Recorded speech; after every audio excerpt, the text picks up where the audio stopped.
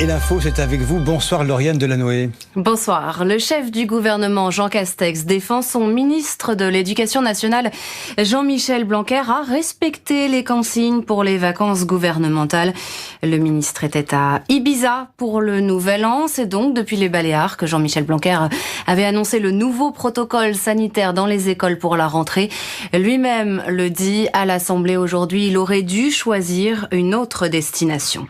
Cette polémique tombe entre deux journées de mobilisation des enseignants dans les écoles, des manifestations prévues encore après-demain, jeudi, mais à Paris, ce défilé est interdit.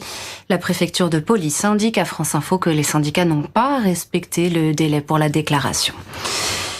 Les presque 80% des Français ont reçu au moins une dose du vaccin anti-coronavirus, soit près de 53 650 000 personnes à ce stade. Et bientôt une dose de rappel pour les adolescents, ceux qui vivent avec une personne vulnérable. Ce devrait être possible dans la semaine, assure le ministère de la Santé. Il suit ainsi l'avis favorable de la Haute Autorité de Santé. Arnaud Montebourg renonce à l'élection présidentielle. L'ancien ministre du redressement productif va annoncer le retrait de sa candidature. Ce sera demain dans une vidéo.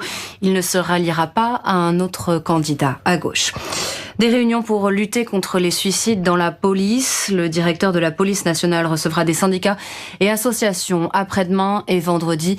7 policiers se sont tués en moins de 3 semaines depuis le début de cette année. Faut-il craindre une attaque en Ukraine? Selon les États-Unis, la Russie peut attaquer à tout moment. La situation est extrêmement dangereuse selon le porte-parole de la Maison-Blanche. Les Américains cherchent une sortie diplomatique. Ils multiplient les réunions, les rencontres dans les prochains jours. France Info.